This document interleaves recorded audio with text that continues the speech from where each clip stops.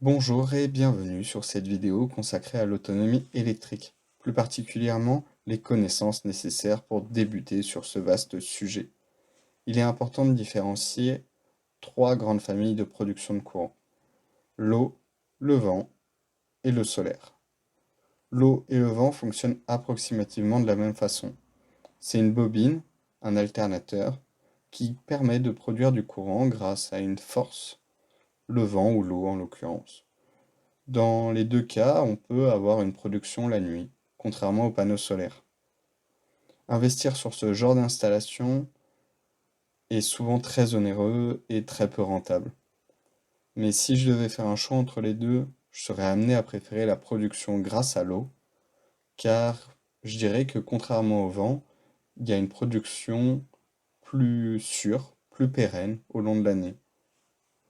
Mais dans la majorité des cas, le solaire reste l'installation la plus cohérente, la plus accessible et la plus rentable.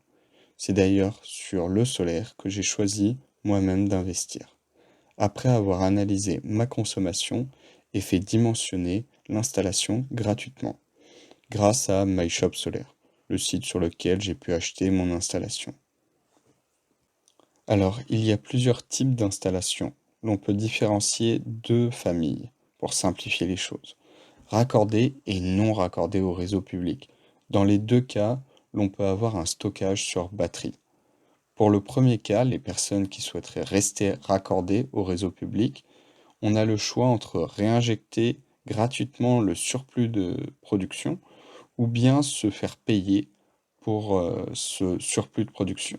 Actuellement, on peut revendre le kilowattheure à 10 centimes sur un contrat de 20 ans. C'est pas le choix que je préconiserais, mais c'est un choix qui peut être rentable ou qui peut avoir son intérêt dans certains types d'installations.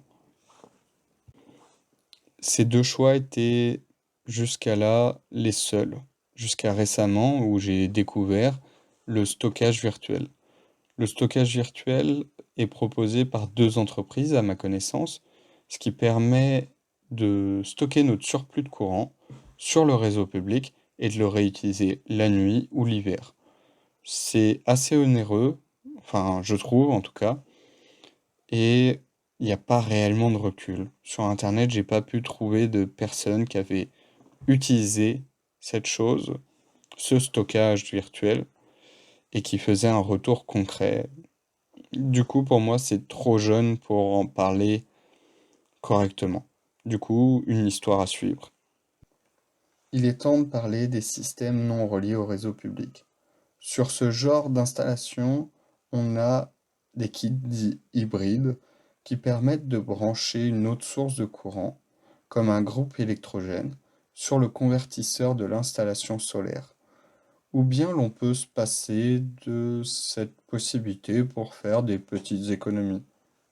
Pour ma part, j'ai choisi de ne pas me relier au réseau, de partir donc sur un kit hybride avec une grande capacité de stockage. C'est selon moi le choix le plus judicieux pour être réellement autonome.